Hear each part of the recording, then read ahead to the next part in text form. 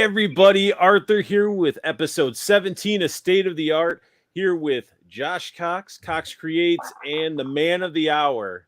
You see him everywhere. If you're in the collecting community, you know who the hell he is. We got Bobby Vala of Valaverse. Bobby, how you doing? I'm good, fellas. Thanks for having me on again. Yes, it's always an honor to have. Yeah, I would say it's a treat for us. Especially when we're addicted to your plastic crack, you know. I'm sorry it took so long for me to come back on. Hey, you've been busy, man. You've been super busy. And then you're also doing the 3POA, and everybody else is wanting to probably interview you and do all that stuff, man. You're getting pulled every way.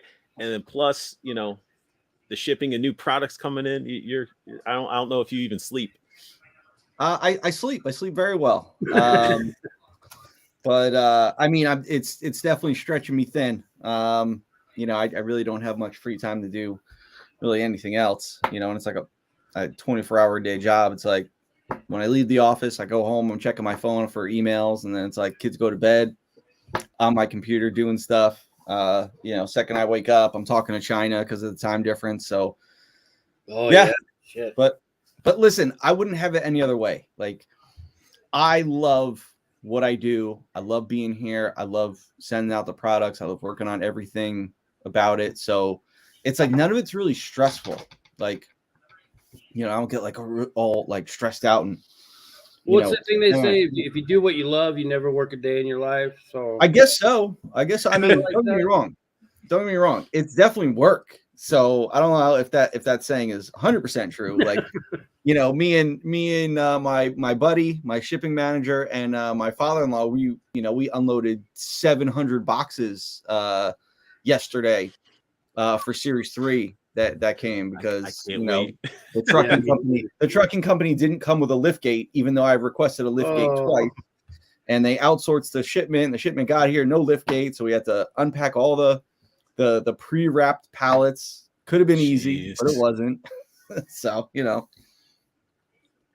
lots of need to be soaking in a hot bathtub afterwards because your bones and bodies. Last night I put some Epsom salt in there, and I just soaked. Yeah. That is crazy. It's only us older guys that know about these Epsom salts, I feel. Right? I tell everybody, like, man, you just got to get in the bath with some Epsom salt. And they're like, what are you talking about? I'm like, dude, you got to try it. You got to try it. Listen, there are people like, wait, you take baths? It's like, yeah, dude. Yeah. Yeah, 100%. I just tell them, hey, John Wayne took baths. Kiss my ass. Dude, right? The Big Lebowski took a bath all the time. He did. In his nasty bathtub with the soap scum in the tile. And the weasel. Yep. But that's a great movie. And anybody watching, if you haven't seen The Big Lebowski, you should go watch that. Definitely. So you've been super busy. Before we get into some of the stuff, because I sort of sniped some pictures off of your stuff to sort of go through, but I sort of have a question here. And I'm sure you said it multiple times, but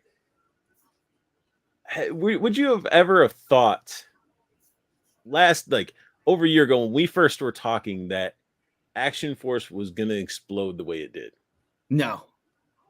I mean, you have hopes that, like, obviously, like, when I created it in mind to be successful, like to be all encompassing, to be something the way G.I. Joe was in the 80s, where it could span toys and comics and animation and movies. That's what I wanted. Like, that was a goal.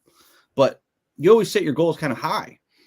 But I never thought, like, you know, when I left Hasbro, I went to Jazzwares, and I was at Jazzwares. I just thought, you know, it would kind of be some side thing. Like, when I got hired by them, it's like, guys, I got this thing going on. It's just going to be a side thing, but, you know, you have no rights to it. And then, like, it started taking off. I left there, and I was like, wow, this thing might actually work, you know? And it's like, you know, then COVID hit. You're all kind of screwed then. But it was like, you got to roll with the punches. And luckily, like, everything came, you know, a few little hiccups here and there. But, man, I couldn't believe the way it took off. Like, and then the way it's taken off, like, each series. Like, Series 1 came in, everyone was excited because everyone was waiting. Okay. But then when we put the restock up, and I think the restock sold out in 4 days, I wasn't ready for that. And I'd thousands of extra of every item. And it's like those all sold out. And I'm like, holy crap, we got just as many orders in as we did like for the pre-orders for a year and a half. So had to get, my shipping guys back to process orders again. Then Series 2 came out right away. And was like, that stuff started selling really well. Then it's like pre-orders for Series 3 and the special deployment come up. And it's like each one is like breaking its own record. And then it's like the holiday items come in. It's only 5 items and it destroyed every sales record I had previously. And now it's like, holy crap, the females are here. I can't wait to see how the females do after we put them back up on the site for restock after we fulfill the pre-orders. Well, you went so fast between Wave 1 came out and it seemed like, okay, there's Wave 1. And, I was expecting, maybe we'll get Wave 2 and, in a little while. Fuck no, it was like Wave 2, Wave 3. I missed out on pre-ordering Wave 3. So I'm waiting for I check every day to see if the restocks are back up yet. So, but yeah, I mean, like that was crazy how fast you rolled 3 out. Yeah, so, it was, I mean, if you think about it, it was, I think I said on my other, my retrospective video, what was it? Wait, I have my notes here. It was 45 total items. That's not counting Series 3. So 45 actual items we shipped out across Series 1, Series 2, Special Deployment Series, and the holiday items. So then you add another 7 items for Series 3. It was at 52 items. It's like, that's crazy in that amount of time. But it helps that, like, my factory got stuff done quick. I brought in a second factory to do Series 3. So now I have 2 factories going.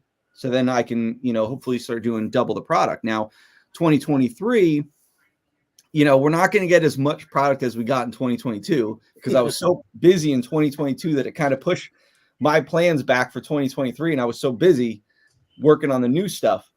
So 2023, we'll still have a lot of items, not as much. And then 2024, we're going to hit like crazy, Mm. Yeah. Ryan says he really made Action Force possible and successful. He's great. Well, listen, I mean, he's not wrong in a way because he was the one that saw Action Force and he went to the Infinity Equation guys and said, hey, we should get him on, got me on. Then they invited me on to be, one of the hosts on the show. And then that kind of helped bring more awareness. And then, we left and we created this new channel. So Ryan has been an amazing ambassador for this brand and the company. So, I don't want his head to get too big, but he's not wrong. He helped with some of the success. He did. He loved it from the beginning. And then he was like sending me threats and telling everybody, it's like, if you don't get it, I'm going to come to your house.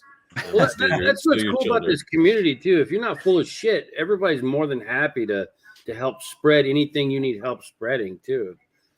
Like I said, as long as you're not full of shit. So even Christopher Githens, when you put out great stuff, people want to buy your stuff. Thanks, man. I mean, listen, that's the goal. It's like there are plenty of people who don't like me, and that's all right. But all I care about is if you like the product. And if you don't like the product, that's cool too. But my goal was just to make great product because at the end of the day, you're not really buying me, you're buying the product, so have a good experience with the product. And I think we've been successful in that. I made something pretty cool. I'm really happy with it, but at the same time, I want to keep getting better. Each series I think improved. So the evolution of your figures from the first one all the way up till now is just mind-blowing how quickly you're able to implement things. You realized the first wave, all right, joints were sticky, that's not how I want my stuff to be. You're making changes left and right, and just like how quickly you put that stuff into place and how you were listening to people's feedback about the figures and you corrected it. And now you can go from a wave 1 figure up to the new ones, and now new ones just move like butter. Yep. Yep. And that's the thing. It's like go ahead, Josh. I got the Carrick right off the bat. Like that was my intro into Action Force, and I never had any problems with. He's still great. Like straight out of the package, cold, Colorado cold. I just start moving. They're gonna break. I want them to break immediately. That way, I can order me another one. So and I've never had a problem with Carrick. Well, out of all the Series 1 figures, Carrick was the one. Out of all the samples we tested, Carrick was the only one that didn't have any issues. Like we never had any tight joints on them. So for some Yeah. reason, Carrick was exactly the same durometer, the plastic hardness that was on the samples that I approved. So it's like everyone else kind of got the plastic got hard and you know, joints tightened up, but for some reason Carrick was like the limiter, you know. But see, And I he's the one don't that find that's not a problem because every GI Joe that I buy now, I have to pop the legs and sand down the balls so that I'm not breaking all the legs off. Yeah, I noticed that because I had gotten I think it was the Python Viper, and I pulled them out, and the second I moved the leg, it twisted and you know, kind of torqued and ripped, and it torqued because that ball was locked up. And Yeah. you know, I was like, well, and then I saw it was happening on people's Outbacks, and I was like, Oh yeah. well, that shouldn't be happening because you guys are, you know, 2.5 years into this line. You know, that stuff should be fine-tuned by now. The beginning of the line didn't do that. Yeah. Like wave 1 and 2 didn't have that problem. So what I'm thinking is what probably happened was because they were producing more figures, they had to duplicate the tool that had those hip joints. And when you duplicate something, it's never going to be exactly how it was previously. So that's probably where that came from. But it's just like, you got to, you know, granted, listen, you know, I'll be the first to admit sometimes you can't catch everything, or you catch it and you make the comment, and sometimes things happen in production. Yeah. But the fact that it was happening on multiple figures during that run, you know, kind of made me think like, well, something got messed up here, or, you know, they missed something here. But, you know, it definitely shouldn't be happening that far in. I mean, if you switch factories, that's one thing, you know, like we brought in Series 3. Yeah. And there are a few tiny little things on Series 3 that I'm like, we kind of fixed those on the male figures, but now that the females are being done at a different factory, you're kind of starting over again. Yeah. You're like, it's like growing pains again. You know, but listen, the females, I would say I'm like 96% happy with. You know, but listen, it's all about improving and evolving, and you know, it's already like the Series 3 stuff, the continuation of Series 3 that's coming out in the spring, like that stuff we've already implemented those changes on for them. And Tony is saying, speaking of evolution, Tony's saying, when will we be getting a rocking cruiser with working FM radio in the Valaverse? Cruising the boulevard.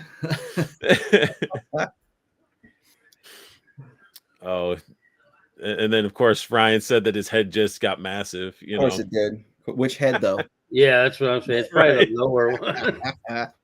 And then him and Desert Rat are going at it. Who invited those guys? We're your mods. Get them out of here. We don't mod.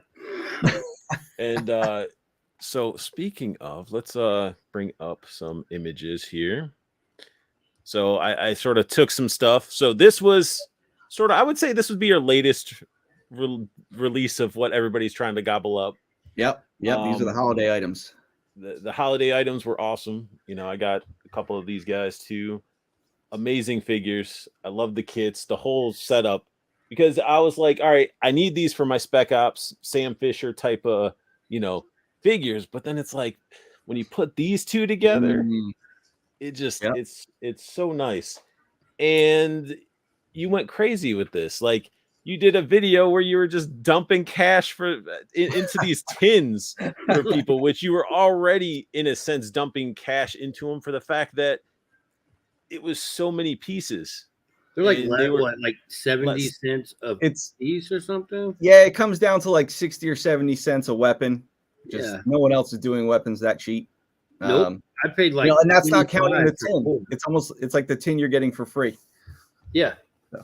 Yeah. And then you got you know, everybody just loving it, you know, and then Articulated Ninja out there dropping your things, like showing. He's like, I was like 10 minutes dropping guns. I'm like, I think we get that it's not gonna break, but it's like, yeah, but I watched him drop it every time too. I did too. Yeah, sure. And I watched that video like 2 or 3 times. I was dying laughing.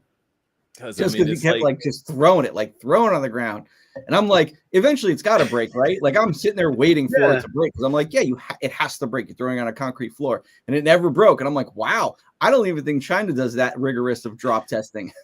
Not on purpose. When he dropped that, when he dropped the light machine gun and right on the barrel, I'm like, oh, that's got to do something, right? And it didn't. But what's great about it too is like, you know he had to do it that long because there'd be some hater that, oh, you only did it for this amount of time. Right. Da, da, da, da, da. I'm sure there's someone that's like, well, you didn't drop it for 20 minutes. You only dropped it for 15. So, you know, it's like, Because everybody's okay. at home just dropping their weapons for 20 Right. minutes. I thought I'd get a message from someone saying, hey, I threw my rifle on the ground. It broke. Can I get a new one? Refer to Articulated Ninja. Yeah, then I would be like, hey, go to this guy. He'll reimburse you. Right. He has the rifles in his tin. But yeah, that was a great reveal because I didn't get any of the Spec Ops because you previously released the all black Spec Ops before. Yeah, he was part of Series 1. And then this is this re-release, but then you're like, all right, if I'm bringing it to the table, I got to throw out some kits with them. Yeah, and it was like when I planned these out, I was just, trying to get some quick items out because I knew, like, all right, well, I talked to the factory. I'm like, hey, we got a short window. I was like, can I get something out? They're like, yeah, what do you got in mind? And I was like, well, we're reissuing some Series 1 stuff. Let's do a Trooper now. And he was the best-selling one from Series 1. And then I was like, well, we got the new kit. Let's do it all in black because we haven't offered it in black. And then I was like, well, while I'm at it, I was like, gray would look really cool on the black. So I came up with that one. And I was like, who would have thought people would just like basic black stuff? Because I'm telling you right now, on a daily basis, 90% of the orders that come in have a Special Ops Trooper and or the Special Ops gear. They're flying out of my warehouse. Absolutely flying. It also helps with the kit itself. With the gear, it's not all black per se. You're looking at you did the little paint accents that made everything that needed to pop. Yep. So yeah, like I'm looking at it right now. Like the mags are dark gray, the patches on the vest, the tool on the belt, two-tone pistol. Yep. And it was just the right amount, and it still gives people, if they want to customize it, some freedom to customize it as well. But honestly, it's a sick set. It's so good. Like I had it up there, and I haven't put them away. Like I got 2 of these guys to pose up and stuff. Nice. And it's just nice, especially his rifle that kit comes with is just that short M4. Yep. Yeah, it's like butter. It's like I just want a full set of just M4s. And that's the thing. Like there were some people that a couple people sent, like when I released like Blowback and the Infantry Commando, like when those went out, people were like, oh, you keep using the suppressed M4. I want the short M4 that Desert Rat has. Little did they know, like it was coming. I just wasn't saying anything. So now it's like everyone's rushing to get that M4. And then I knew the M4 was going to be in the Crimson Shadow tin. So you got even more there. Yep. They're awesome. Ammo to Go said he did get a $20 bill and the Valaverse stamp in his tin. Nice. Awesome. Nice. But you still have yet to say what that's for yet. And we got some super chats as well. Looks like Tac toys with film. Bobby, you the man. Action Force is my top line. I enjoy collecting Spec Ops troops and gear packs. Can't wait to army build desert troops.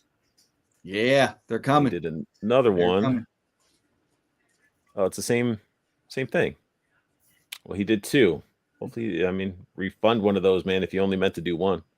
But yeah, everybody loving Articulated Ninja, loving his videos. Mm-hmm. And then speaking of some of these figures that if you've had in hands, Series 3 is probably the series that I look forward to the most, just because we don't have badass women in our figures. Yeah. And your design allows them to be like beautiful and scary at the same time.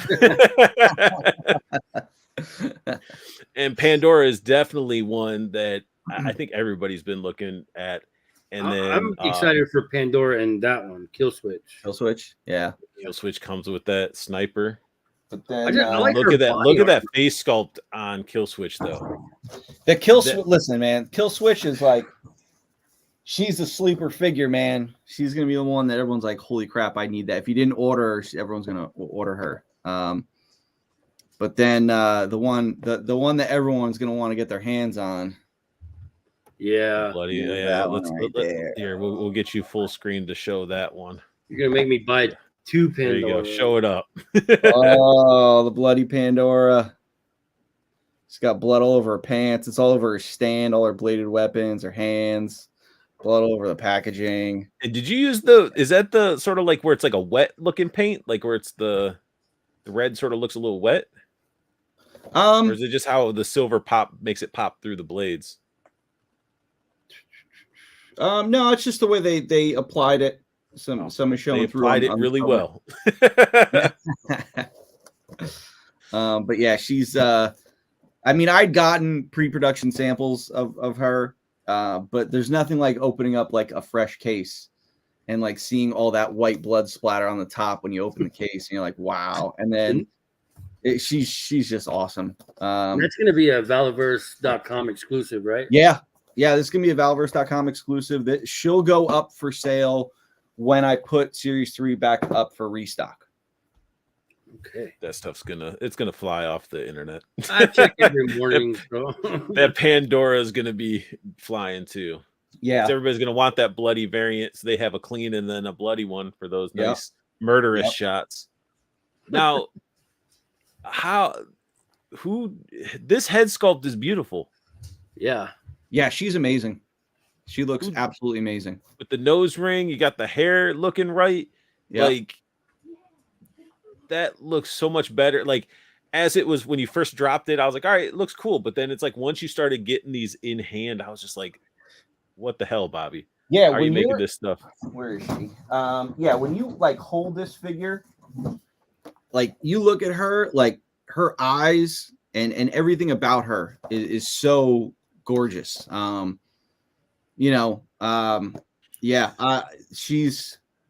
It's tough because it's like Pandora was always my favorite, but it's like Kill Switch and Eclipse came out so amazing that I'm just like, shit, man. Now it's like you're really making it tough for me because they look gorgeous, but they have like that look where they're like a tough kind of killer, but at the same time look beautiful.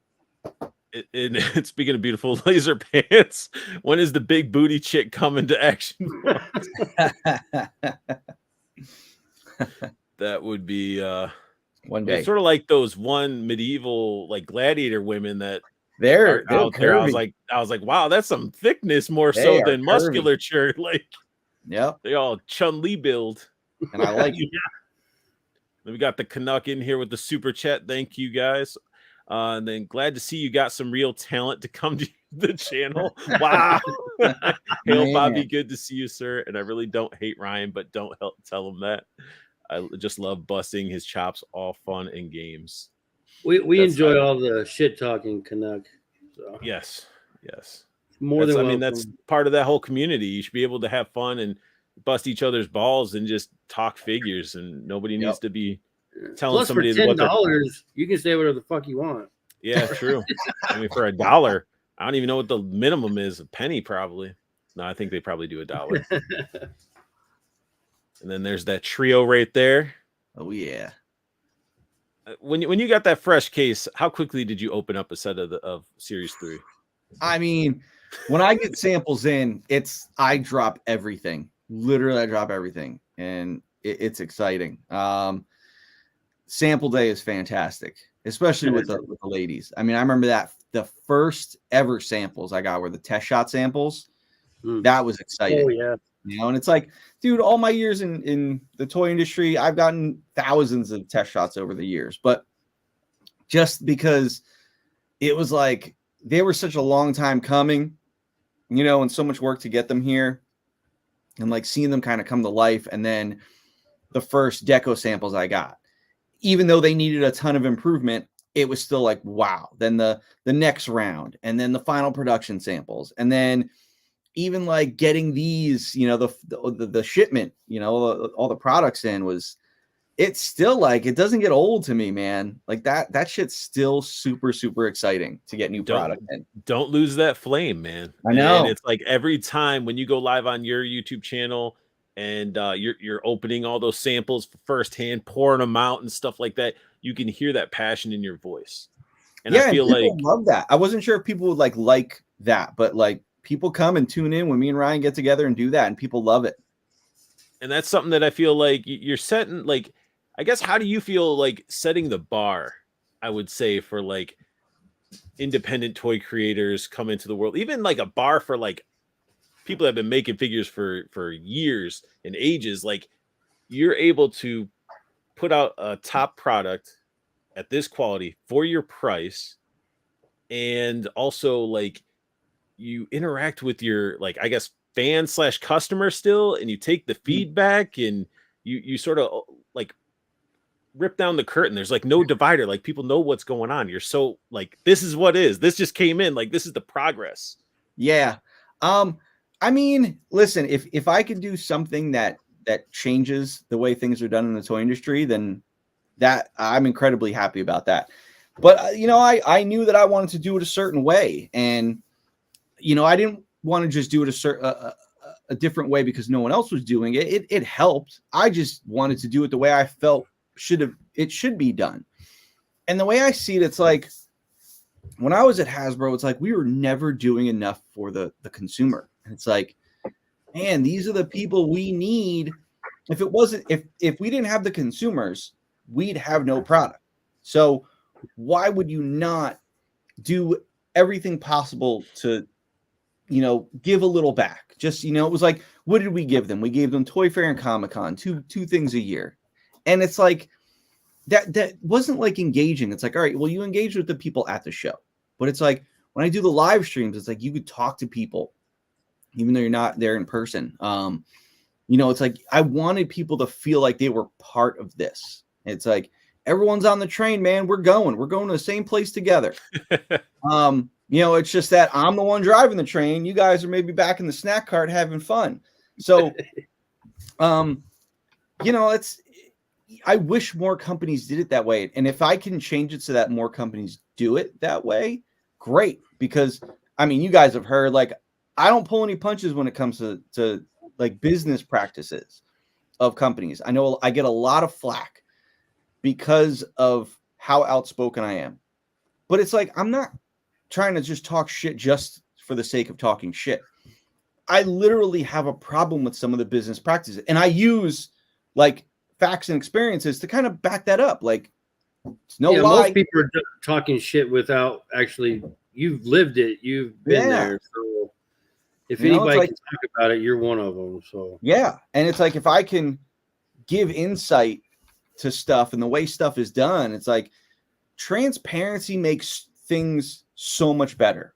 It's like, I could have handled Series 1 so much different. I could have just sent them out and said, fuck it, people are on their own. You know, NECA does it. Who cares?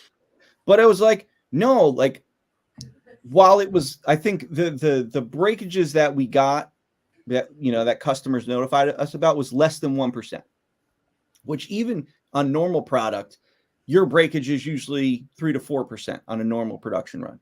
But it's like, that was less. And it's like, maybe it was less because we let people know so that, you know, they could avoid any issues. But at the same time, it wasn't as big of an issue as a lot of social media made it out to be. But you still want to like be upfront about things. Like, if you don't, like, listen, I am a ride or die with Mezco. I love Mezco, but let me tell you something, man. I do not like the way they handle their business. Like, we're going on. It's almost going to be 3 years for 89 Batman.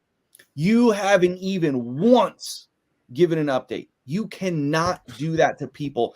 When someone like me, I paid full price for it.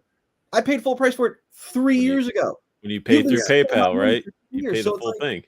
Yeah. So it's like, now granted, I'm not one of those people that's going to get on social media and bitch and complain about it. It's like, you know, I'm just, one, I'm too busy, and two, it's like social media is a fucking toxic cesspool for that. Yeah. It's just like, you still got to let people know. How about just like and this is the thing, when Series 1 was delayed, COVID delay, you know, it delayed production. I hated sending out the update, letting people know, like, things are still going on. You know, we still don't have a timetable yet, but things are progressing. Keep you posted. I hated sending those out because people don't want to hear an update. They want good news. They want to know it's coming. Right. But also, if they don't hear anything, that's bad. Yeah. So you got to be transparent. You have got to now, granted, you don't have to let people know like every little single like business move and practice and thing like that. But when it comes to the product and what's coming out and what issues it has and what's going forward and what's not, if they're spending money, you have to keep them in the loop. You have to, because without them, there is no you. Well, if you're Mezco, you take the money and you don't say anything, and then you're at a con and you put the figure in the glass case just to let people know, hey, it's still a fucking thing, but we're not going to tell you anything about it. I saw that. What was that, Comic-Con where they showed him? I think so, yeah. I was like, I can't imagine how bad it is for the people working that booth. It's probably just interns and stuff working the booth, probably getting 1,000 questions about, when's it actually coming out? You know, if they should have never showed the figure. Showing the figure made it worse. Yeah. You know? But got Laser Pants saying, Bobby, would you ever go to happy hour at Applebee's with Brian Flynn? I would gladly. If he's paying, right? Listen, I would gladly have a beer with him or even get on a live stream with him. But let me tell you something. It'd be bad news for him. It would not be, you know, Pixel Dan softball questions. It would like straight up hardcore in your face questions, because he said a lot of things that I knew were blatant lies. Like, dude, like that's not how product development works and this and that and blah, blah, blah. And I'm just like, stop it, man. Just stop it. Like, you're making basically almost 5-point articulated figures for $55. Like, just stop it, man. Be honest with people about the Silverhawks license. You know, tell people what's really going on. Like, did you see the Andre the Giant? I just saw it tonight, and I was like, I see it, and it pains me because I know people spent money on those things. But at the same time, there was like that part of me that I was just like, oh, that's so fantastic. But that's the thing. It's like, listen, I'm not trying to talk about individual people because I don't know who their designers are or anything like that. But listen, if you're a designer at Super 7, how are you not getting samples in? How are you not seeing that? Are you literally approving that and then it's coming that way and you're just okay with that? Or are you approving something that's totally different? Or do you just not know what a good toy looks like? Because let me tell you something.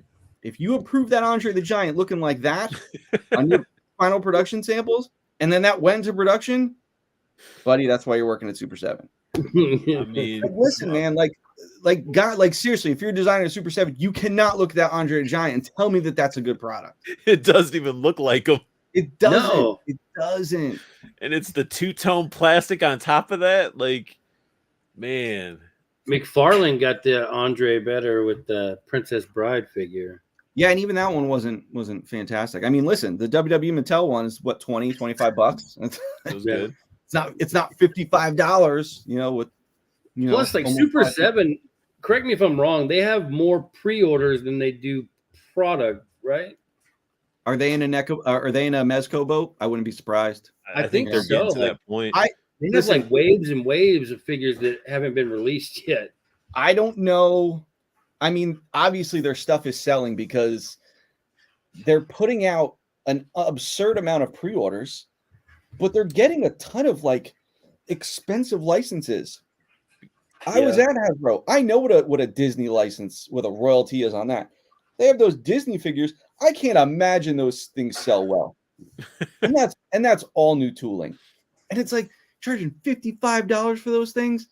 And then like, you know, then you get like their wrestlers like Matt Cardona and Brian Myers. It's like they up their figures to $70 or $75. Yep. Because they said, oh, the deco count went up.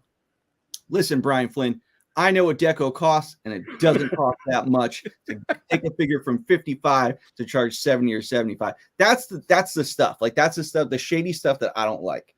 You know, stuff with, you know, all the Thundercat stuff and all the issues and Silverhawk stuff. You're just like, dude, man, like, you can't operate that way. Eventually, like, and I'm seeing it with Mezco. While I don't want them to go away, I want them to stick around forever, but because of their business practices, I'm seeing a lot of people in Mezco groups selling their Mezcos because they're like, nope, I'm out, man. Yeah. Too many on pre-order. They're not being, upfront with us. No thanks. Super 7. You keep putting out this QC riddled fucking product. It's like eventually people are gonna be like, man, $55. What's gonna happen when second quarter of 2023 rolls around? You're like, ooh, I guess we got to go up to $60. Like, what's the ceiling? How far are you gonna push your consumer? And it's like, well, don't put your office in the most expensive city in California. Like, how about that? But that's why they're figuring $55. That $55 Ralph Wiggum. Come on. That's Nope. the $55 snarf. No, you're right. I saw snarf. I'm like, there's no way you're putting that in the same size box and charging $55. And they did it. They did it. How dare they? Didn't they do that with the Mousers for Ninja Turtles? Didn't they do that too? Box and charge 55. I said, man, talk about exploiting a consumer. Damn. Scott Hughes said that you're going to Olive Garden with Todd McFarlane. Somebody needs to actually take a clip and do a commercial for Action Force where they take the clip of McFarlane talking about the crap, like women toys don't sell and all that stuff, and then like cut to you and you talking about all that stuff, and just I don't know, just a picture of you just throwing money up or something. Tony's I don't know. good at those videos, so yeah, Tony, you hear that? That's what you need to do. If someone knows Todd McFarlane, I want to. Last time I met him, I was a kid and he cursed at me. Yeah, that's okay. It's water. He cursed at you.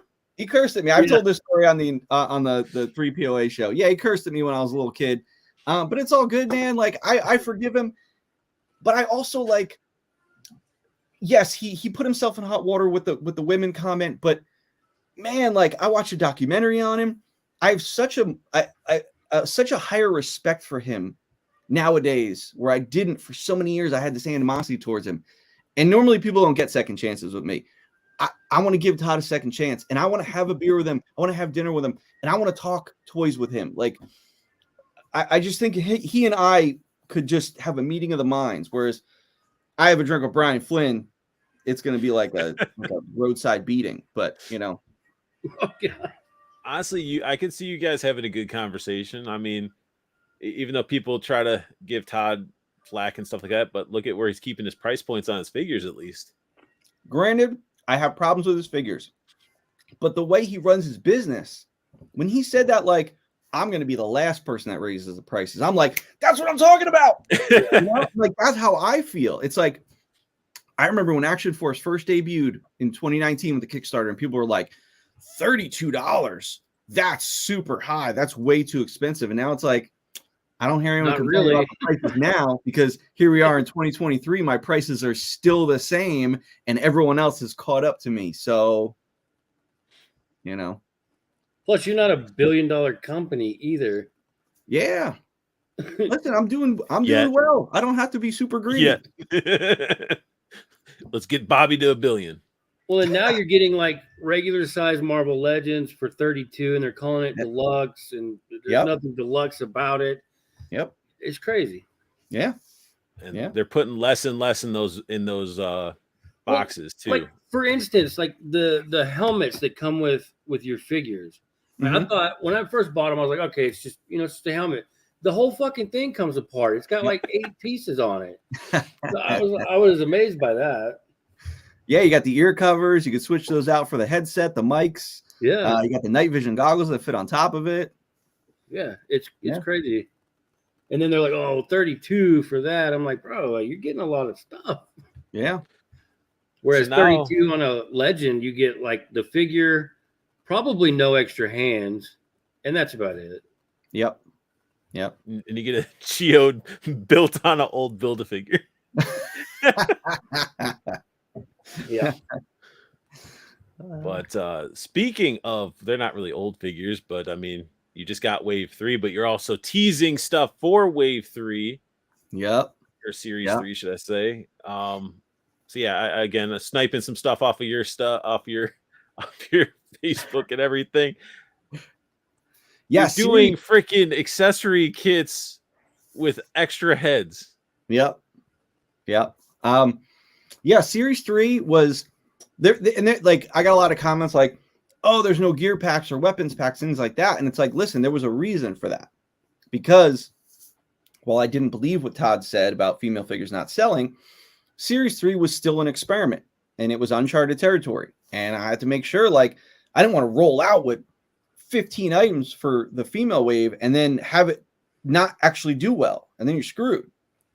Yeah. So it came out small, 7 items.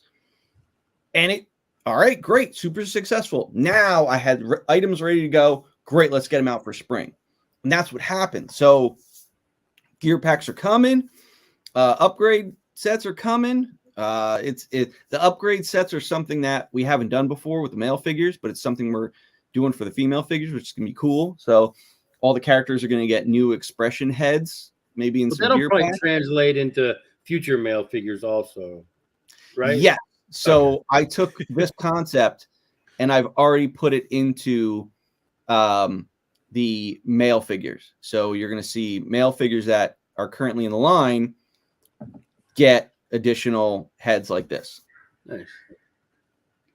Yeah, we always need the screen. That's the thing about most figures. You know, I think the hood came with a good expression, but that's his only expression. So it's nice to have a stoic and then, you know, Rambo face. Yep. So. Just like we did with the Duster. You know, I think Duster was the first. While Condor came with an alternate head, he came with the balaclava head. The Duster figure was the first one that came with an alternate head, you know, with a different expression. Right. You know, and then Carrick, I think, would have been your first one that had more of an expression compared to just like the straight face. Yeah. Now Carrick was originally sculpted with a stoic face. And then I said, you know what? He needs like teeth gritting through that helmet. And I changed the expression so that his head had that look to it. Well, what's cool is like when I'm doing my photography, I can put the helmet on, and if I angle him just right, he does look stoic. You don't see the mouth, and you can still get that stoic look out of him. So yeah. All right. Oh, wait, we got Talker Art in the building. Looking forward to the ladies, dude. You should be recovering. Look at this guy, the poop machine. I hope everyone listened to his video, man. If you want a good laugh and a good cry, go listen to Talker's video because I got plenty of both. It was an emotional roller coaster, and I loved every minute of it. So go check it out. But yeah, man, hope you're doing well. Definitely. We got Tony in here with the super chat. Thank you, Tony. Are we getting cigarette smoking heads? I could definitely do one for Desert Rat, but maybe not a cigarette smoking head, but maybe maybe a cigar head. Yeah, kind of like that. I got that naughty or nice Santa with the cigar. Yeah, he's hanging out with the Valaverse and G.I. Joe in the room. So. Nice. I'm just hoping that maybe in the future we can get some like dismemberment packs of like, you know, missing limbs. Like you can pop out the arm, put in like a battle damaged, you know, arm, or even like bullet ridden like body armor and stuff like that. That's interesting. I know people, you know, were asking for, you know, for something similar like that. They wanted, you know, someone asked me for a charred face. You know, I mean, if you had a burning body, like people would probably buy it. The dismemberment thing is interesting. If I did a set of like black dismembered limbs that you pop onto the special ops trooper, well, that's interesting. Yeah, I mean, just some ideas. I mean, for people in their displays, figure photography and stuff like that. You know, people want hand packs with middle fingers. Yeah, Mezco. You can blame Mezco for that one. Did they do those? Yeah, with like all of their Rumble, don't they? Yeah, like Gomez and all them have middle fingers. Oh, because I have a bunch of the Rumble Society figures. I just haven't opened them yet. And then we got you also teased this shit, Bobby. What the hell? What the hell is this? You're teasing some more. Like I'm like, mine doesn't have this. No. Yours doesn't have that? Because mine has that. Mine has it. Come on. And then your bone collector, which I showed this to Josh, and Josh was like, I need a bone collector. I'm like, yes, you do. I mean, you know, bone collector and Carrick are are the two most popular sold out figures. I was And only able to get one. they sold out super quick. And I was telling everyone for a year that Carrick was the sleeper, that you should order him. No one listened. So now people are like, I want Carrick. So obviously he was like, him and Bone Collector were the first choice to reissue. But I was like, well, might as well finish out Series 1 and reissue Condor while we're at it. So in the spring, we got those three coming. Yes. And I wanted to tweak little things on them just for the reissues. I think the only reissue I didn't tweak was the Swarm Trooper, but like Steel Brigade, I added the head on.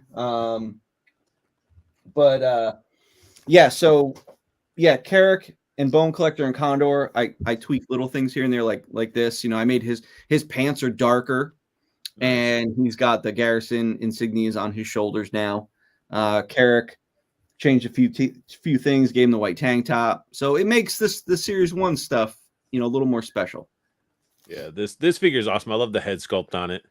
Yeah, the mask is awesome. The mask is awesome as well. Just overall, they were just awesome figures from Series 1. And then you got some people there throwing in, for about those, how about an 80s big hair, crimped hair Pandora head? Then Ryan, I want a heroin injecting accessory pack with acne and track mark decals. That's awesome. Oh, man. And then speaking of more leak stuff that you can just keep leaking this stuff in there, these teases. Yeah, I know, like if I had like a PR person or like a social media person, they'd probably be like, you're just leaking stuff with nothing behind it or no setup or nothing. I'm like, yeah, why not? I got it. I got the samples in. It's almost like I love spoilers. I hate waiting for things. So it's like, I want to know what happens in a movie before I go see it. Like, so this, I peeked at every one of my Christmas gifts ahead of time. So like, when I get these things in, I'm like, if it were up to me, I'd show them like that second. But it's like I have a little, I'm a little reserved and I hold things back a little bit, but not for long. I think the longest thing I sat on was, I knew about the Rizvani deal. We were working on it for a while, but then, the second we signed the contract, I think the next day I announced it. But yeah, I don't sit on much. Once I have the green light, I go. Nice. Yeah. I know a lot of people are looking forward to this once they got their Dorkside, RIP Dorkside exclusive. But I know a lot of people are like, all right, we need some more. And I mean, look at this. Desert Rat has a full-on crew now. I'm so glad that you were able to get that Dorkside Infantry Commando on your site, because I was getting ready to buy it on Dorkside. Then everything happened. I was like, shit, I'm going to miss this one.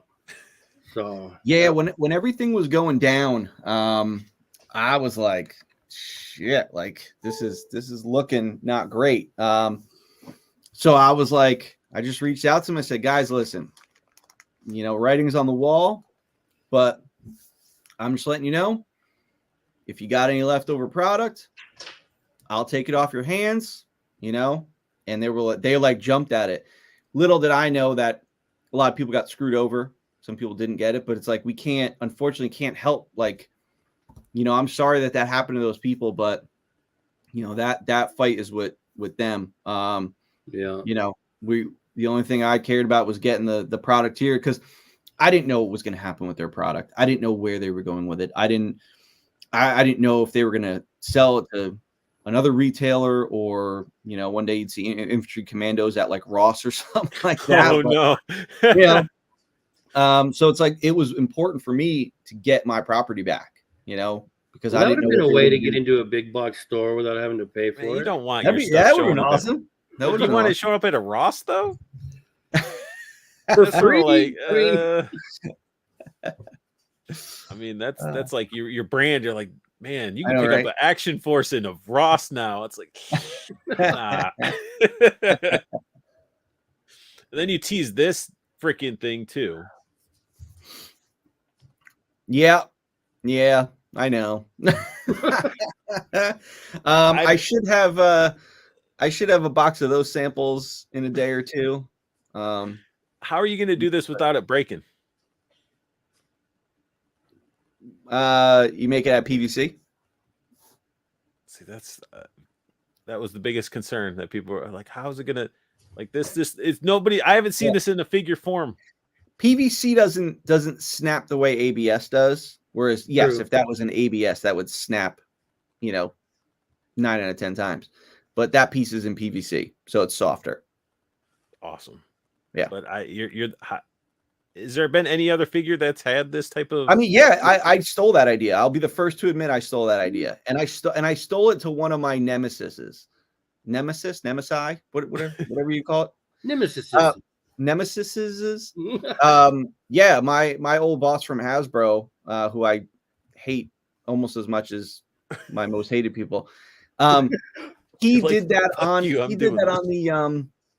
the Ironmonger, the deluxe Ironmonger with Obadiah Stane. Oh yeah, I saw that. Now, granted, I did mine better, but I saw it and I was like, "Wow, did Dwight really come up with that? No way, he came up with that. He's too dumb to come up with that."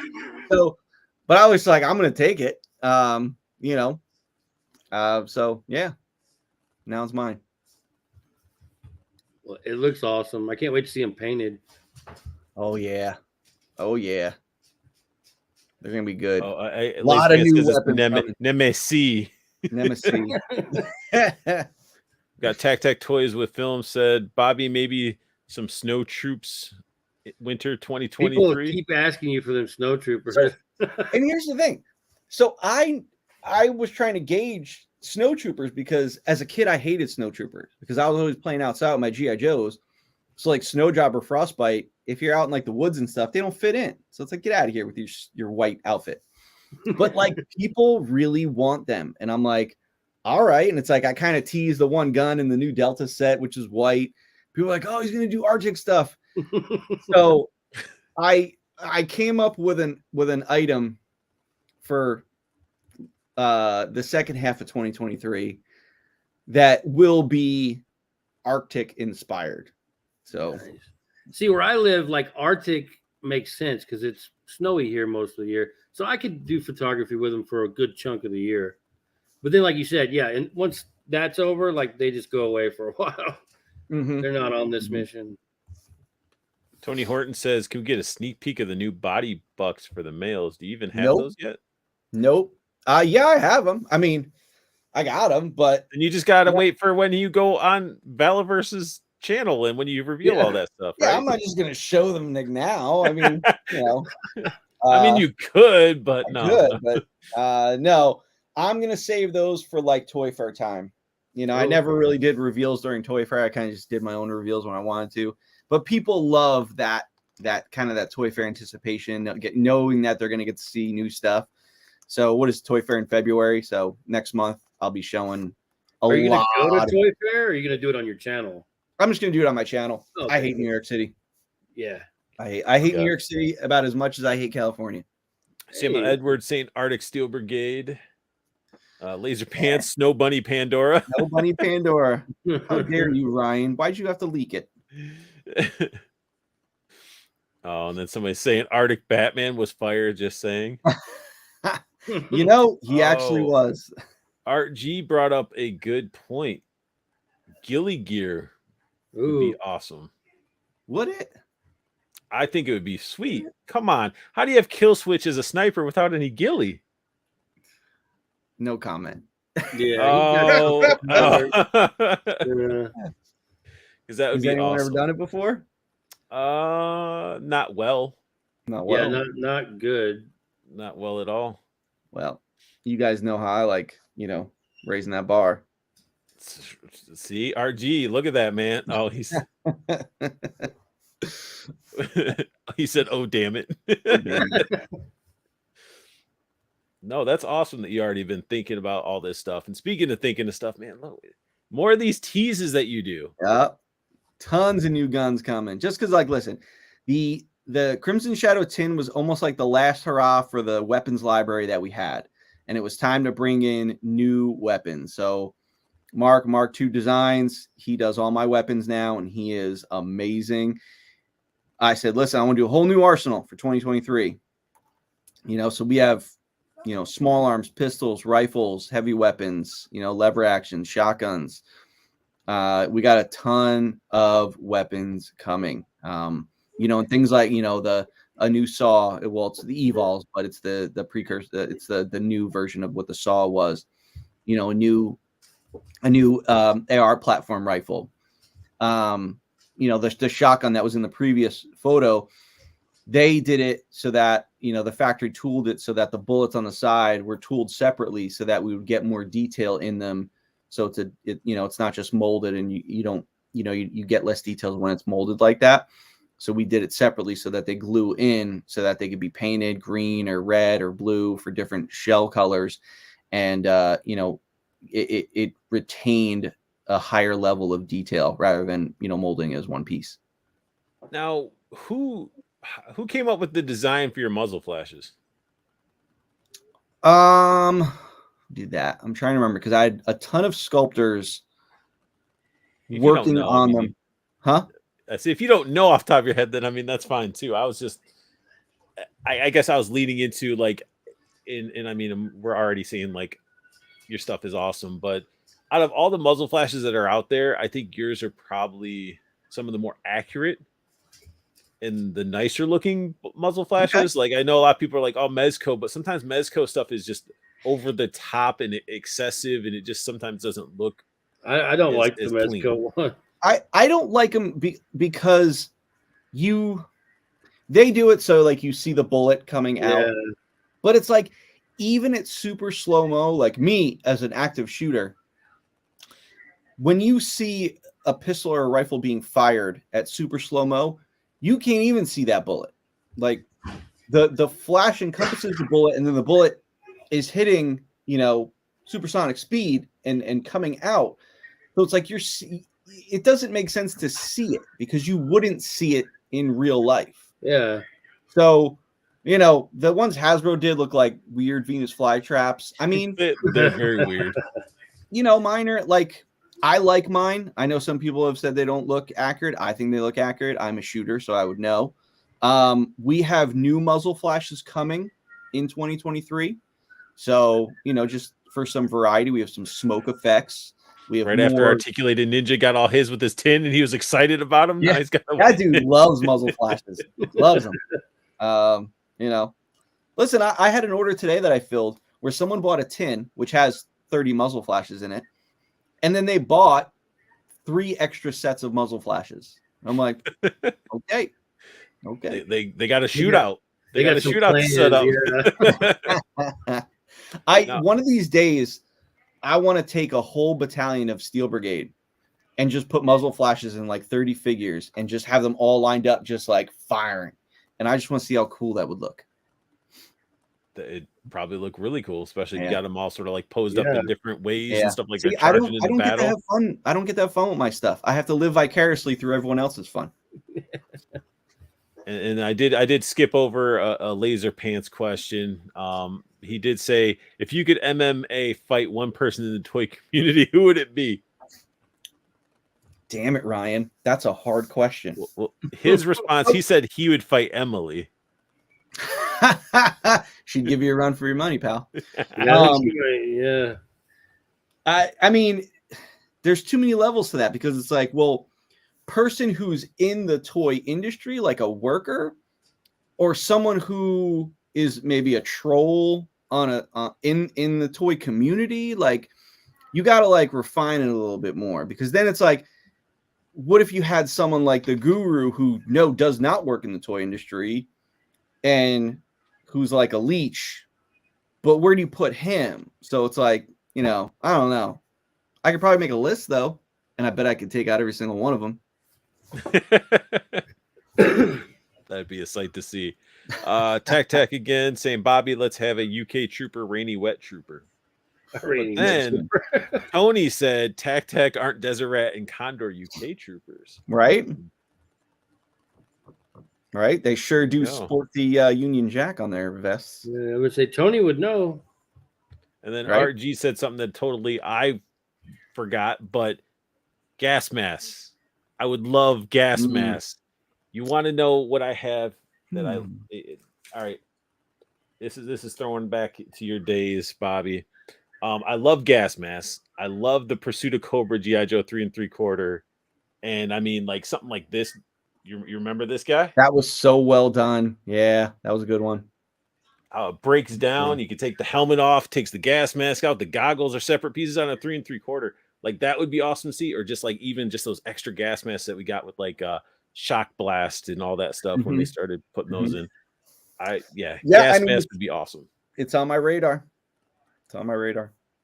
That's that 2024 shit he was talking about. Maybe 23. Who knows? Yeah. I mean, that's the way you're pumping stuff out, man. It's like you have this plan smoothly where everything's just flowing. Yeah, but I got everyone too excited for this first year. I got to like set their expectations for 2023. That's what I'm saying. You got to slow it, like pull it back a bit. I know, right? I mean, it can't be worse than what other companies are doing. We already talked about the Mezco stuff. Everybody we need some happy news. I could just do a whole year of like pre-orders and like, have everything come out in 24. Yeah. And speaking about some new stuff. Ooh. How'd you even like think of were you just watching something, you saw this and you're like, let's do this? Yeah, I was watching the Terminal List, the Chris Pratt series on Amazon. Amazing series. Yeah, and there's a scene where he's chasing these operatives, these bad guys, and they get into a bunch of black SUVs, but then at the end of the line is not this. This is their new model. It's the tank, the one that my vehicle is going to be based on. And I saw it and I was like, what is that? And I immediately Googled it. Like, what is this thing? And I heard it. It came up right away, Rezvani tank. And I'm like, I've never heard of this. And Rezvani's this company that manufactures like security vehicles. So like they're $100,000 and $200,000, but they have bulletproof glass and anti-puncture tires. And they're made for a security detail, or if you're a rich person, you want to be carted around and be protected, or diplomats or things like that. But I was like, that's because I'd been working on a vehicle and I had a designer that was working on the look of it, and he wasn't getting it. He wasn't getting that aggressive look that I wanted. And the tank had everything I was looking for. So I said, I'm like, it's kind of like how I got Sarge and Tim. It's like, what's the worst they could say? No, or just not get back to you. It's not like you're going to get yelled at for asking them. So I contacted the company. Someone got back to me right away. They were like, we love this idea, and it took maybe 2 months to get the contract done. It was really quick. Damn. And they've been super excited about what I'm doing so far. And you're going to you're trying to keep this as reasonably priced as you could possibly make it, right? Oh yeah. Now, I don't want it to be, because I've been very critical of the way vehicles are priced, and I don't believe they should be that high. So yours is going to have a top, middle, and a bottom, right? It'll have a top, middle, and bottom. So that's probably going to put in the 450 range, because it's top, middle, and bottom. No, I'm just kidding. It is not going to be that price. And if it's going to be that price, I'm not going to do it. And I've said that. I've been vocal that if the price is too high, I'm not going to do it. Which would suck, because I'm sure there are people that would pay that, but for the success of the item, that's, you don't do that price point. And you're thinking you could still aim to do it with dealing with whatever licensing fee, because don't vehicle licensing fees usually? Yes, there's a royalty based licensing fee with Rezvani, but they're great partners, so it's not ridiculous like a Marvel royalty is, or like Porsche.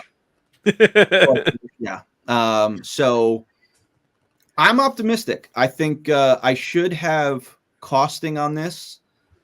We're in Chinese New Year right now, so the factory will be closed down. I'll probably have costing for this probably around early March. And I'll be able to gauge from there, like, all right, is this thing actually going to move forward or not? You think maybe you'll host like a Facebook poll or an Instagram poll with the pricing just to kind of fill it out? Or probably. Yeah. And this stuff, your mind's already at work thinking of cool ways to do stuff. And I was like, that's awesome. Yeah. Jerry cans, the mounted gun. It's definitely seems like something you would see in like an action movie. You know, the back Yeah, opening up, guy on a gun, just shooting the pursuers. Because if you fit 4 guys on the inside, say there's a turret on the top and you get a guy up there, but it's like, I always thought it was so cool when a guy jumps in the back of the trunk and shoots out the back. So why not be able to take, you know, the control arm mounted, you know, 240 and be able to attach it inside the trunk. So, you know, that guy can shoot out the back there. Are you going to put a working FM radio in it for laser pants, or maybe some just take one of those little, you know, they have the little mini radios. Just put it in his box, you know? Like, right? I know. The headlight's going to project Valaverse logos on the ground. Ooh, that is tacky and dumb all at the same time. Even though we love the idea with that his tank. Oh man, I got gas the other day, and I have a big blacked out, you know, TRD Tundra, you know, big man vehicle. I pulled up in the gas station, and this guy pulled up in like this, I don't know, like a Civic or something like that. And he opened the door, and it just big glowing Honda emblem just on the concrete. And I just like looked at him, and I'm like, some people don't get it. But like, oh, you back to HasLab, eh? Yeah. It's like, oh. So you were the guy, okay. But no, hey, listen, to each his own. I'm being judgmental, but you know, hey, if he loves it, he opens up his door and that makes him happy, then that's great. I mean, that's sort of how everything is when it comes to collecting. It's like, collect what you want. Sure. You know, everybody's gonna have their opinion. You can't help that. But don't let it sway your feelings on something. Yeah, I got some dumb shit, and no one's gonna talk me out of, you know, not you know, playing with something or you know, collecting something. But yeah, like I think some of those cars, even cars have that light where you open the door and it shoots down. Like when you start getting into higher ends, maybe not so much the Hondas, that's definitely custom added. Yeah. But like when you get to the higher end cars, I know they project that stuff on there. I guess just to, again, show off what you're in. A Rolls Royce or Honda, whatever, it's just a flashlight with a sticker over the end. It's the guy's kids in the door, like shining it through a flash. It always confused. I'm like, why you need to shine the emblem? People can look at your car and know what it is. So, you know, it's like, all right. Yeah, you can't miss that big old H on the back. Right? And then we get into another piece here. Yeah. That people have been buying. People have been showing the books that they got in. At first, I was like, wait, what the? I was like, is that a hard? I kept looking at them like, it's hardcover? Yeah. For that price, I was like, get the heck out of here. So what's this? If you want to tell people that have never seen it, maybe have been already following your comics and So this was I really didn't have anything to do with this. This was Bill's baby. Bill has been, you know, helping write the comics for a couple of years now. And Bill's background is you know, novels.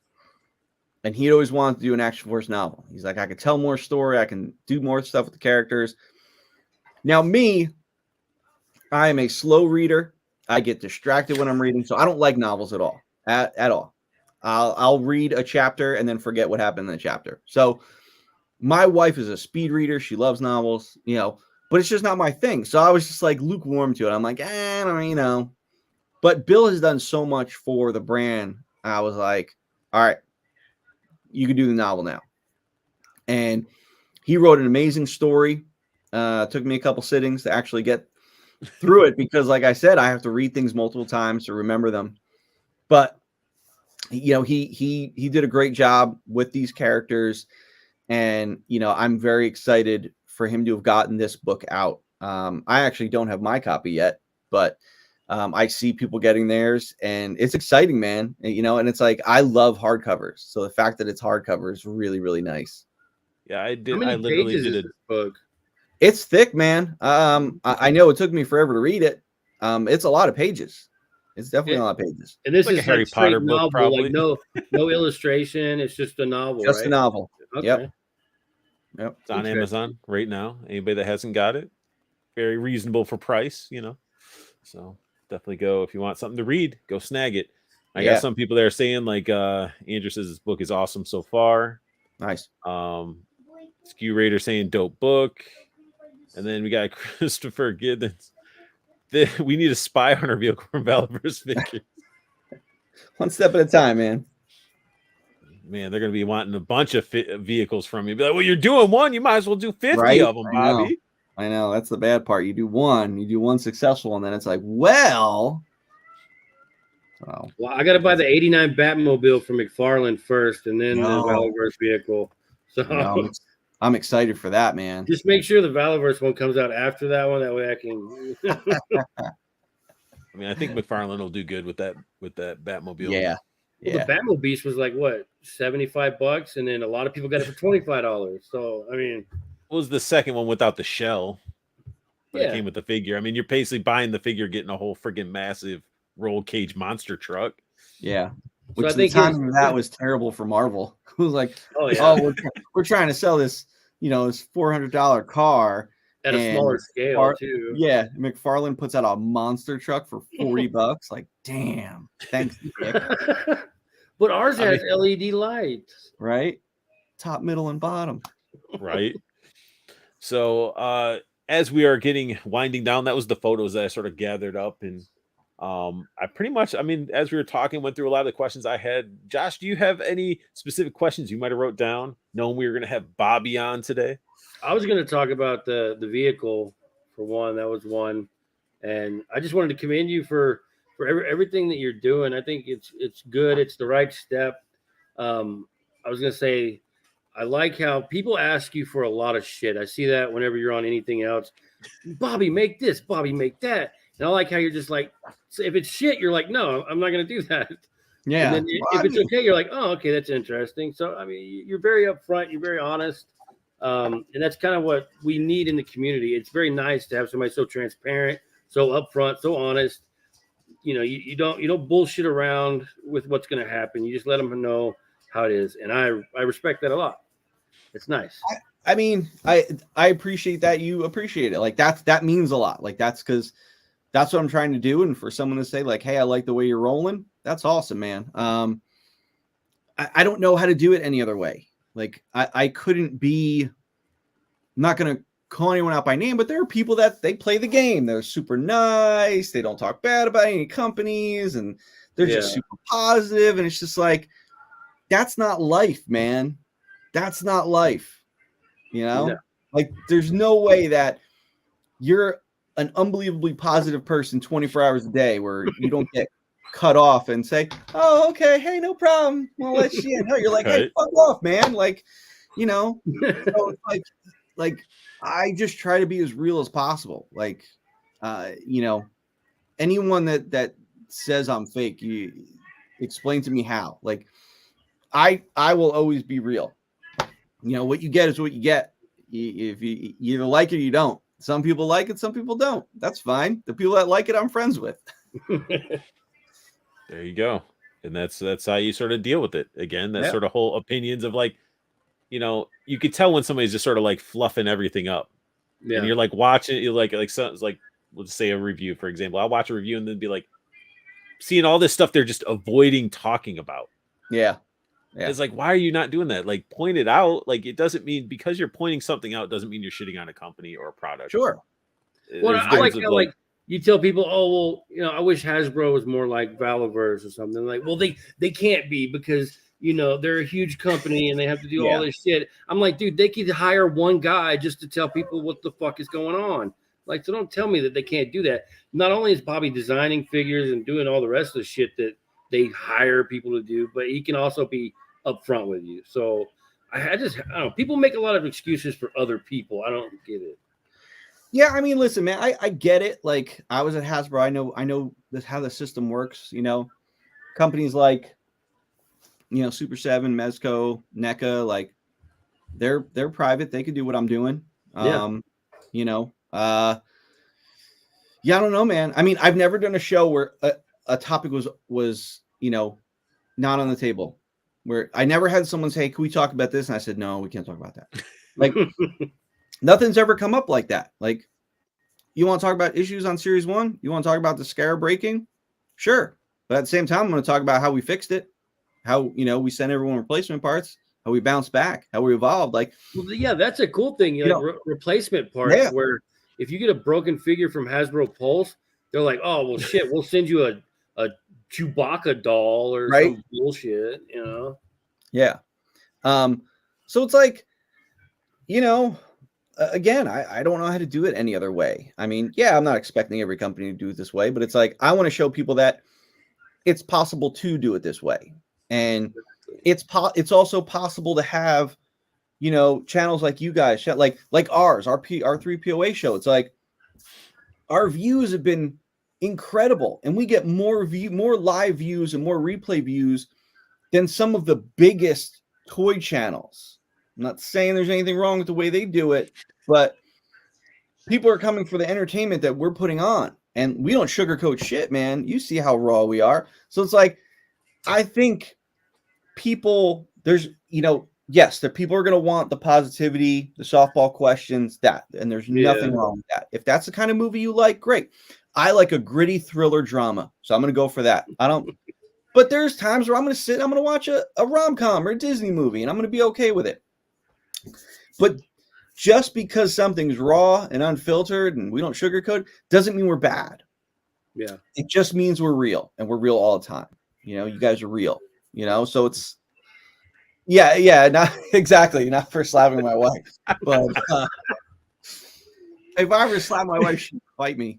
You know, my wife's strong. She does CrossFit. She'd fuck me up. But no, I mean, listen, it's like, being the, you know, so early on, people were like, oh, he's like the heel of the toy industry. And it's like, okay, but it's like, it's not what I was trying to be.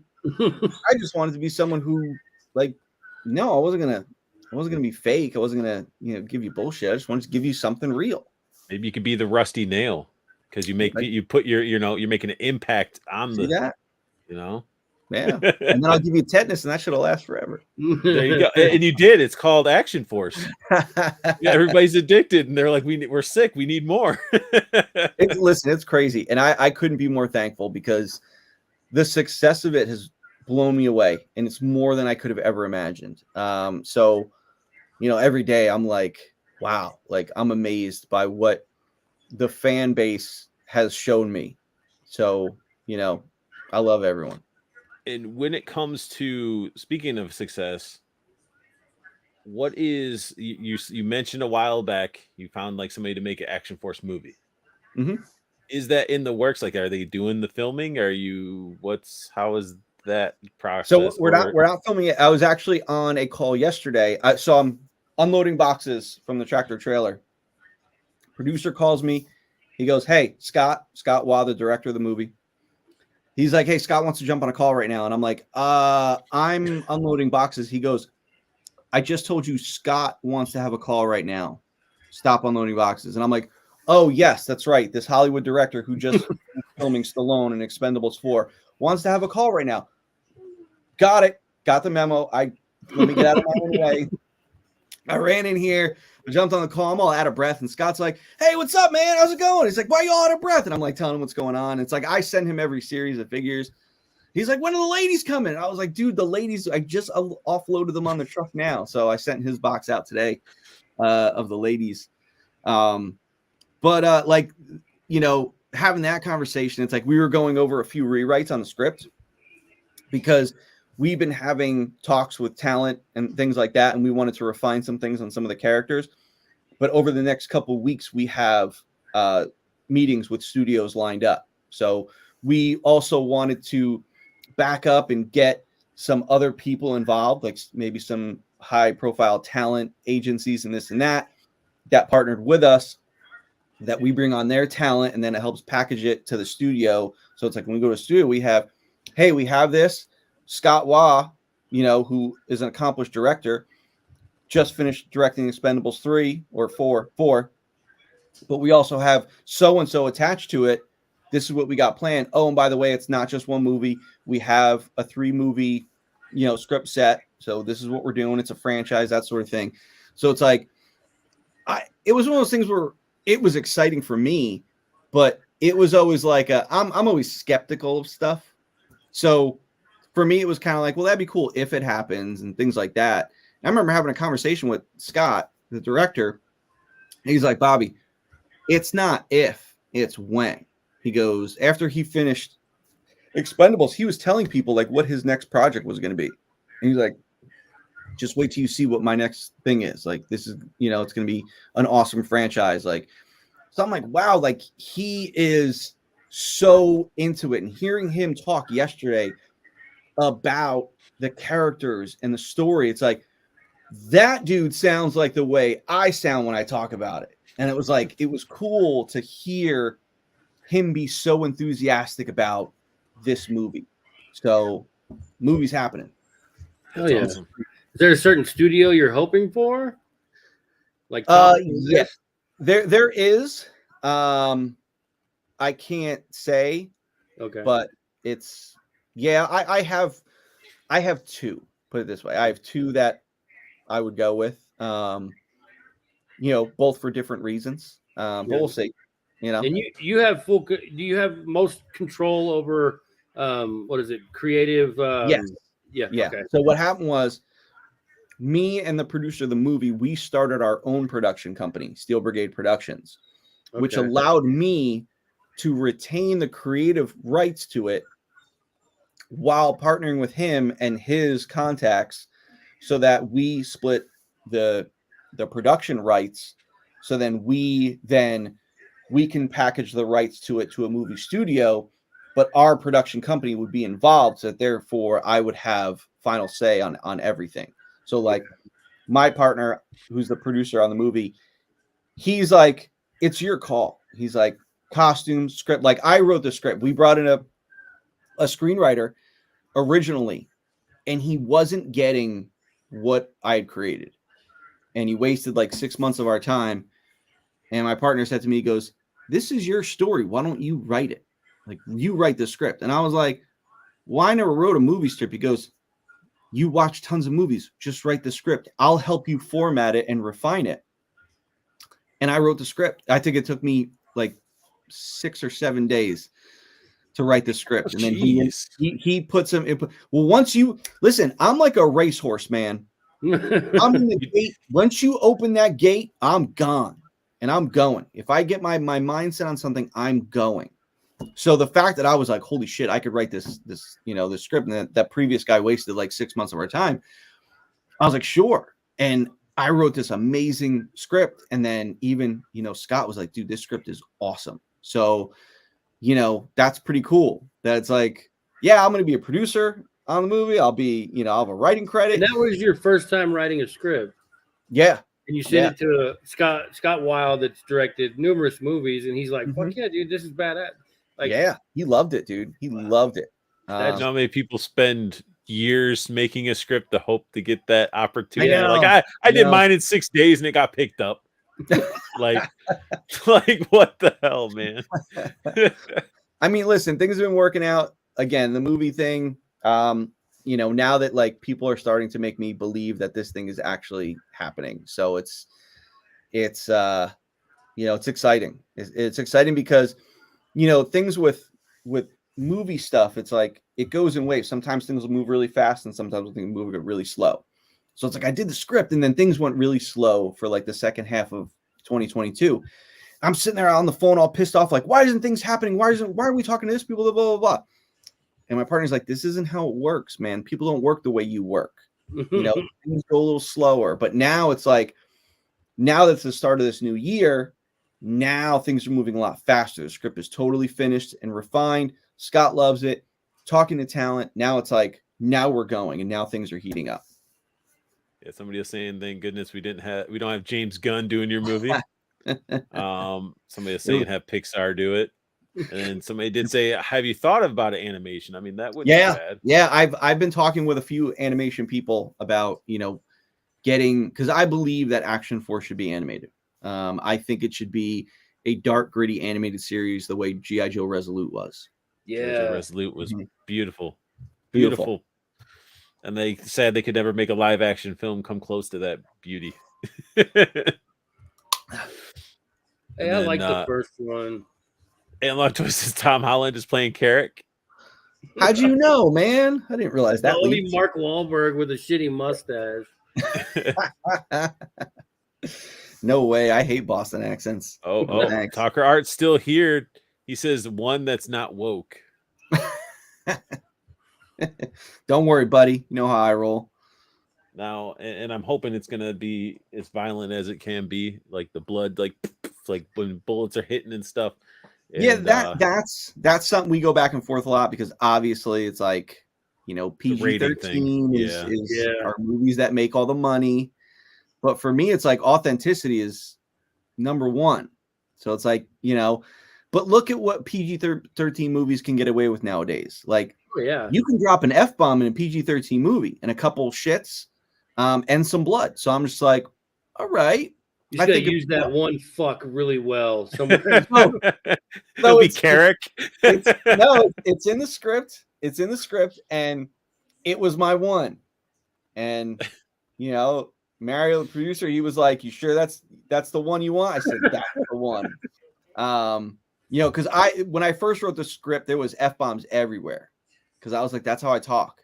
Yeah. But we had to tone it down, and we got rid of everything, and I went back in, adding it here and there. So I think there's like 2 or 3 shits and an F-bomb. I think there's a dickhead. But yeah. So well, that's cool. If the movie works out, then you get a little bit of a younger audience toward the figures too, I'd imagine. Yeah, I mean, ideally I want this to not just be adult collectors. Right. You know, and it's cool because there are a lot of us who grew up with toys and are collectors now, but have brought their kids into it. Like a guy just sent me a video of his kid getting his first figures and opening them up and thanking me for the figures. And it's like, he told me, he's like, oh, he saved his allowance to get these figures. And it's like, that's awesome. I threw a bunch of extra figures in there for him. Oh, but it's like, nice. That's the stuff that's meaningful because it's like, holy crap. And it's like, my kids, they're young, they're 6 and 3.5. But it's like, my daughter is 3.5. She's got her own Pandora figure and she knows Pandora. She can wear a Pandora shirt. She goes, hey, daddy, that's Pandora. I was like, you know it. So like, that's the stuff, man. That's the stuff that like really gets me. Like when people tell me that their kids are into it, like that's awesome because that's the future.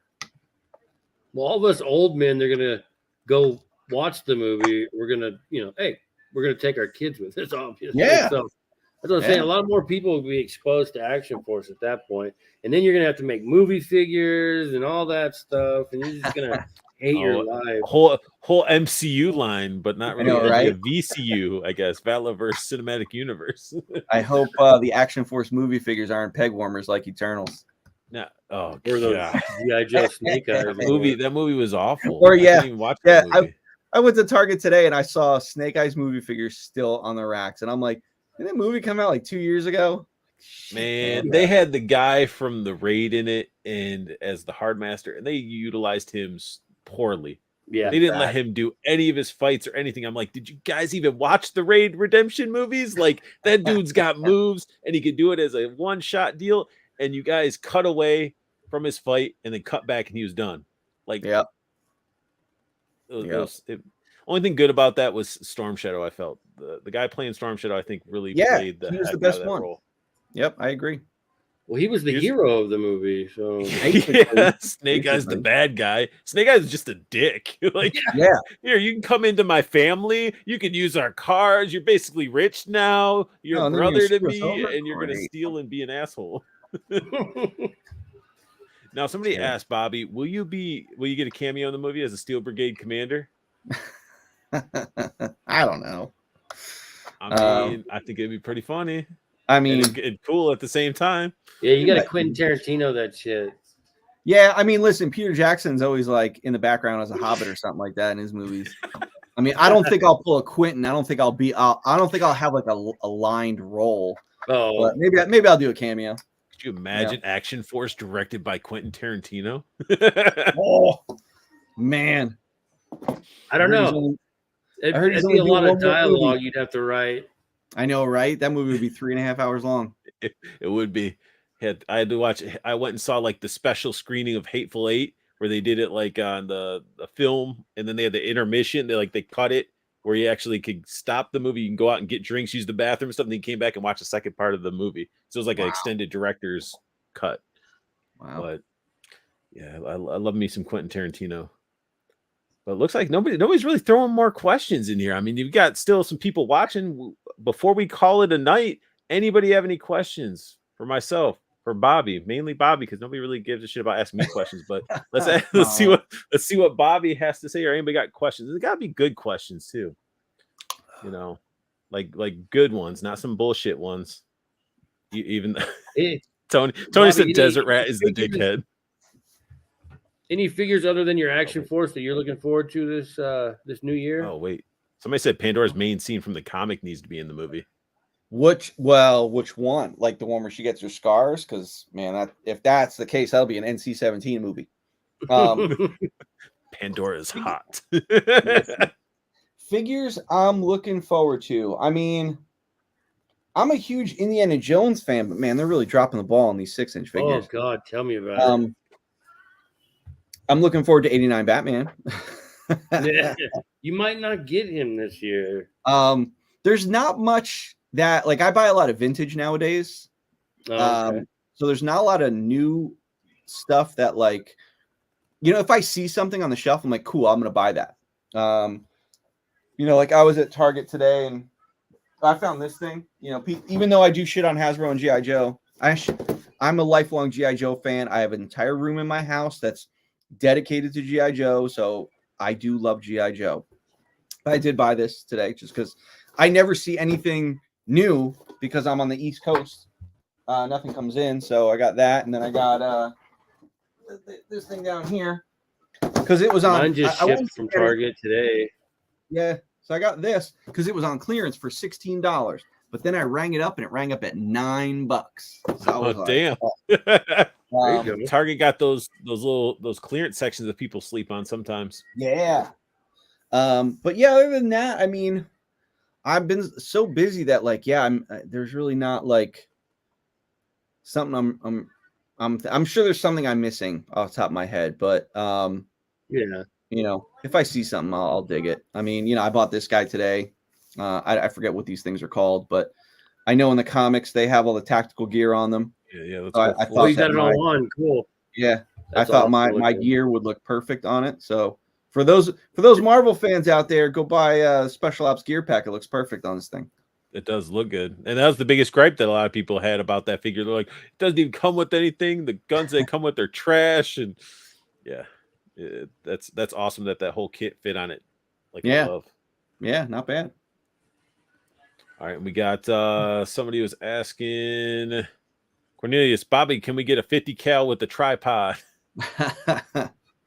Maybe eventually. I mean, I'm sure a lot of those guns are probably all lined up, and especially with Mark and his intricate details of making sure stuff is accurate. I mean, the dude's a 3D sculpting genius. There's times I have to rein him in where he's just like getting in, and I'm like, Mark, that's not like, it's gonna be so small in production. Don't worry about that. Yeah, it's like you want Phillips or flathead screws in your guns. Like, he is a gun enthusiast like I am, so it's like he wants everything to look 100% accurate, which is why the guns look fantastic, because he's doing an amazing job. I wish I had him since the beginning, because I had some other people doing the stuff from Series 1, and you can tell things are different. They weren't as fine-tuned as Mark makes them.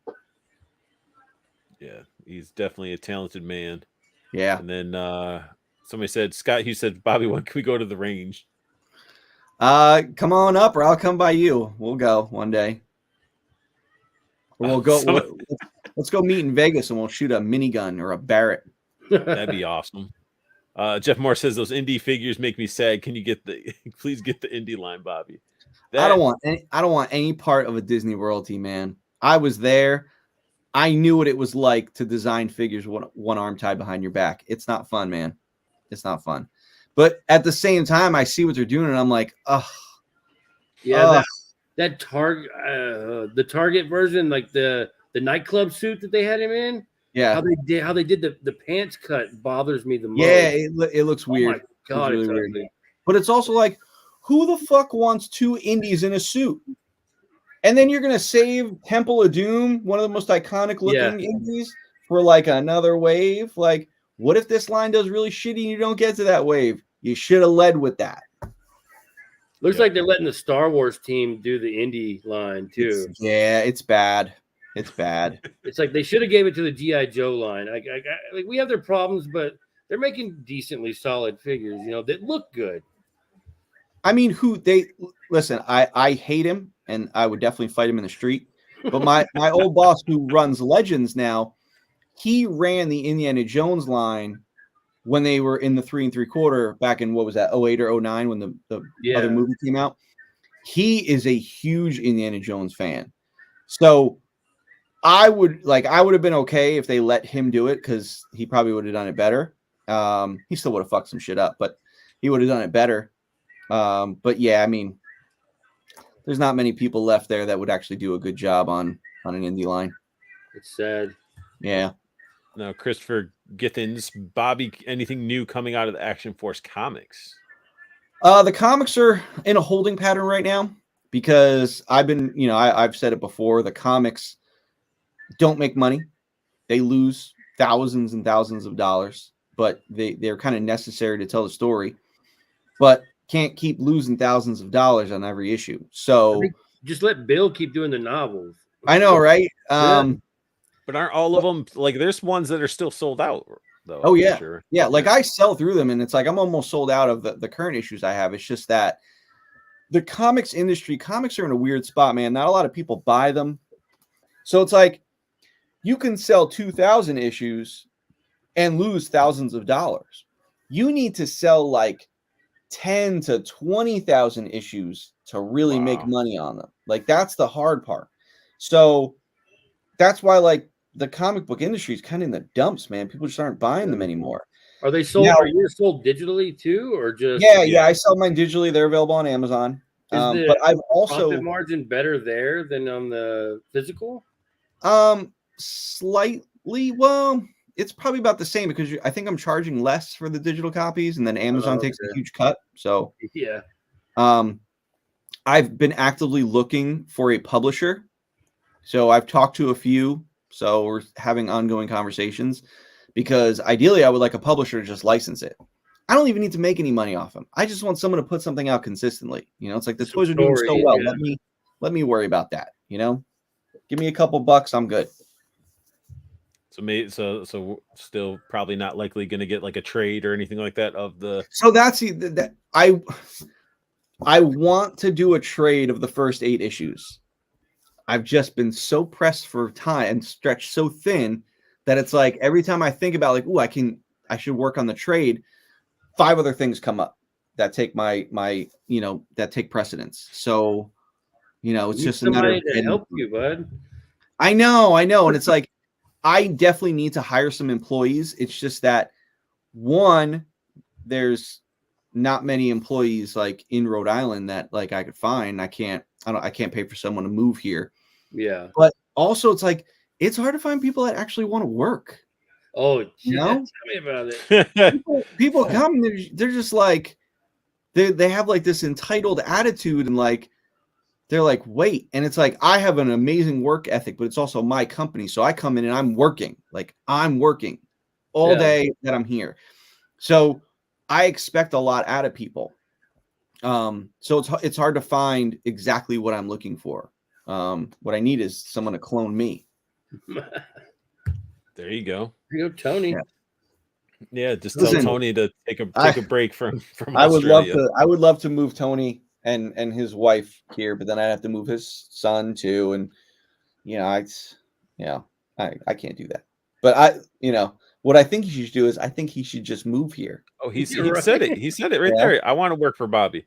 Yeah. Listen, when he was here, I loved it because here I was thinking like, he's here like on vacation. He came for Joe Fest and stuff, but it was like, I had to work. And I'm like, hey man, I'm sorry. We have to go to the office again. He goes, dude, I love this shit. And he's there, he's packing orders. And I'm like, you sure you're okay with this? Like on vacation? Like he loved it. And it was great having him there because he knew the level of what I wanted. So it was like, I told him what to do and he would just do it. I didn't need to tell him a second time, like how to do something. How many smoke breaks did he want? A few. He drank on the job, which is fine as long as you don't fuck up orders. As long as he shares with you, right? Don't feel bad, Tony. I take smoke breaks myself.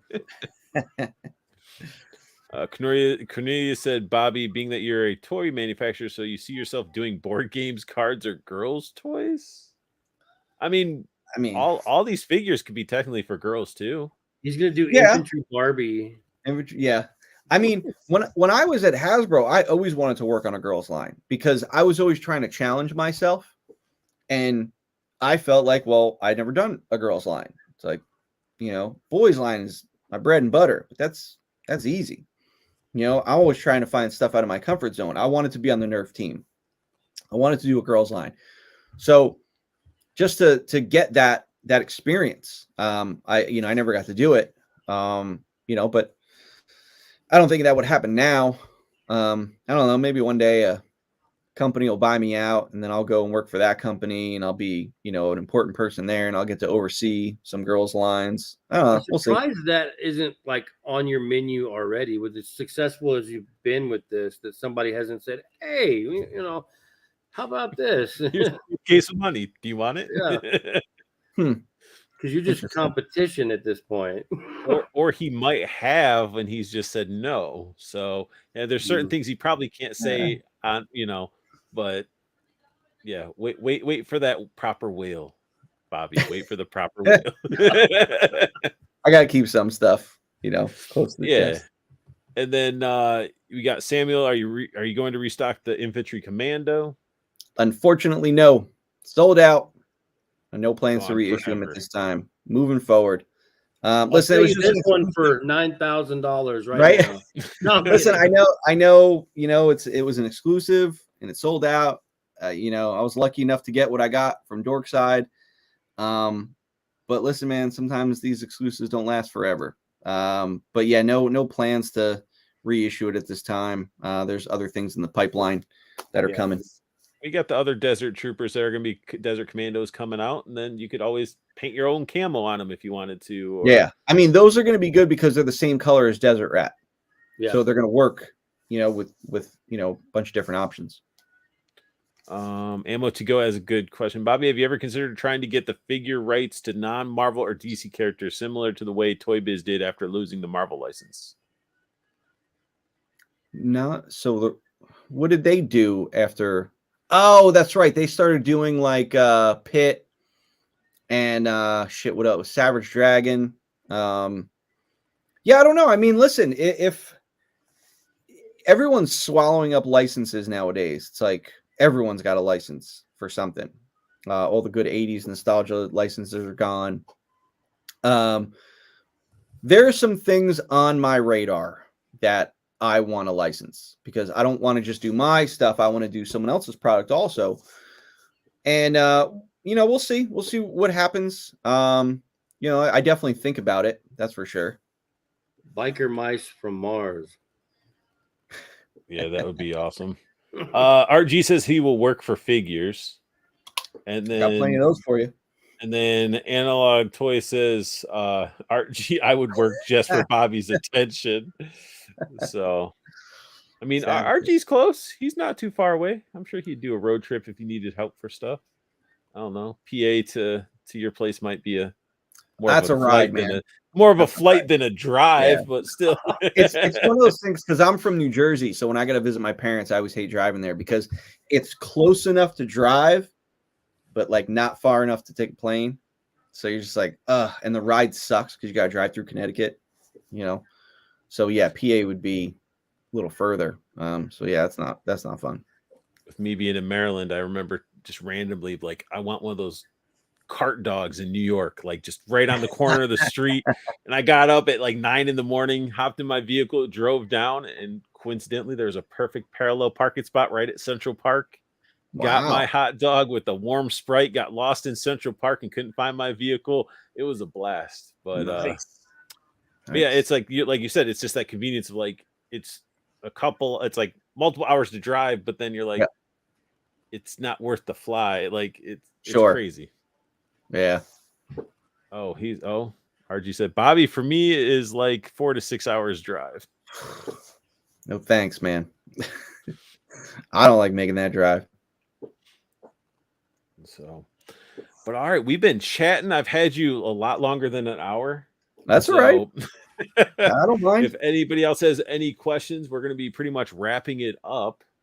And I do want to say thank you, Bobby, for taking the time, short notice. I was just like, I messaged him like, hey, you want to come on Wednesday? He's like, no, how about Thursday? I was like, shit, yeah. So, you know, Well, my pleasure, man. Thanks for having me on. This is fun. It's always a blast because you're real and you just sort of sit back and have a conversation. It's not like awkward or anything like that. And you're not and it's scared like, to say what you want to say.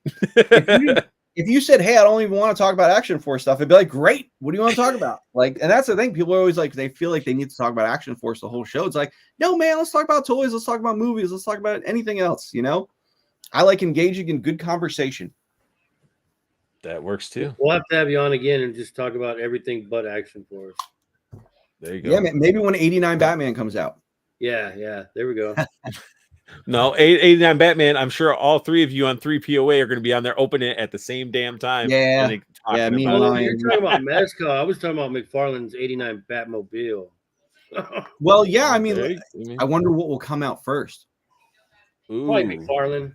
Because the Flash movie comes out when? May or June, and then the Mezco Batman is scheduled for February. We'll see. Exactly. And I mean, McFarlane already pissed me off on that that Mr. Freeze. I'm like, why'd you make the colors like that? I was like, you have a baby blue like armor. I'm like, why are you doing this? And I gotta hope that the other alternate version is going to be the darker colors or something. Yeah, I mean, he puts 100 versions out, so I'm sure you'll get it. Yeah. Ryan just got me the Bane, so I'm excited. That's one that I still need to pick up too. That thing looks beautiful. Yeah, the Bane. I can't wait to see it.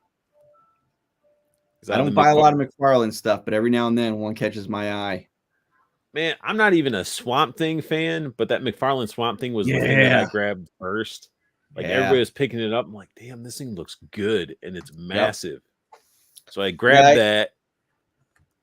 Yeah, a friend got one for me, and then I missed Clayface. I saw him a couple times on the shelf, and I didn't get him. But now I was like, I should have got him. Yeah, it wasn't a bad Clayface. A lot of people tried to dog on it. I mean, for what it was and for the price, I mean, it wasn't bad. I did a nice photo with him coming out of the toilet, so it was perfect. And then, of course, you know, his Spawn license, he knocks out like that Violator is just massive and just beautiful, and it's dangerous. It's a dangerous piece because their damn ankles are weak, so the thing will fall off a shelf in a heartbeat. Yeah, he's got skinny legs. Yeah. So, and then everybody is just commenting, I guess, February 2026, maybe for the 89 Batman Mezco. But all right, guys. Well, that sums up episode 17 of State of the Art with our special honored guest, Bobby Vala. And if you guys are enjoying my content, make sure you guys are following me, subscribe, hit that like button if you like what I'm doing. But most importantly, like I tell you in all my videos, I want you guys to have the best luck hunting. Keep on collecting. Have a beautiful day.